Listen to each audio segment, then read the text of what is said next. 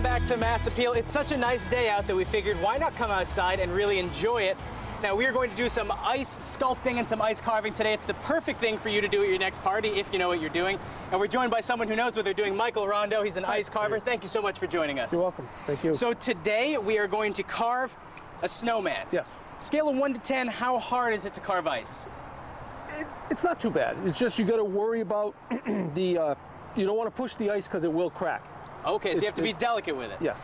So step 1 is to carve out a pattern. Now you've done that already. Tell us how you went about doing that. We did the whole outline. I sketched it out with the ice pick and then followed it with a V-chisel.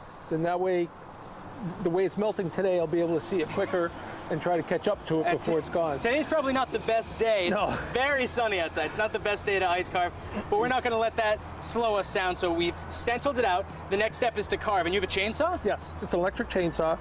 Well grounded, that's why we wear the gloves and everything. So you keep it grounded. Now, is this someone, if you have a chainsaw at home, is it dangerous if you know what you're doing with a chainsaw? No. Okay, no, well, let's get started then. all. Fire this puppy up, and you're going to cut out some of the ice, right? All right. Good. Start right here. The saw's bogging down a little bit because it's on the spongy side now because of the heat.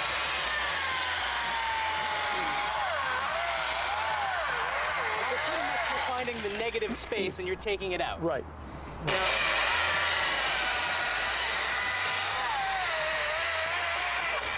Now, Michael, if people want to do this themselves, can they get ice on their own? Do they have to buy a block, or could they just, melt something on their own if they want to just start out? You can buy the blocks. We get the majority of ours from Hartford.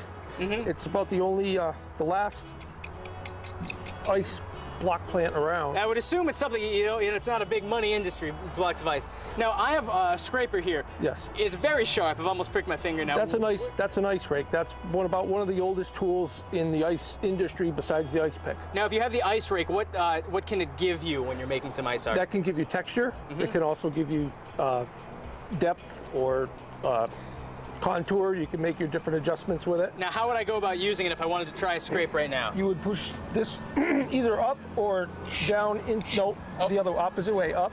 No.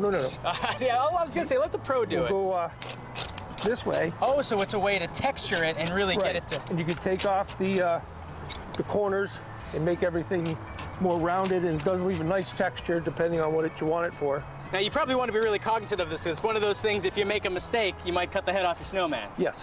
Yeah, so like what's a the haircut. next? If you take too much off, you can't put it back on. Now, you have another tool, a bunch of tools over there. If I wanted to grab, let's say, this one, what's this going to get me? That chisel will help you shape out the head, take around the sides. Now, Michael, if I were making one of these, how long might it take the average person? Let's say they have a party coming up this weekend. About an hour. Okay, that's not bad at all. Yeah. So what we're going to do is we are going to check in with you throughout the show. How's that sound? Sounds good. So don't go anywhere. We're going to take this snowman, we're going to turn it into a work of art all throughout today on Mass Appeal.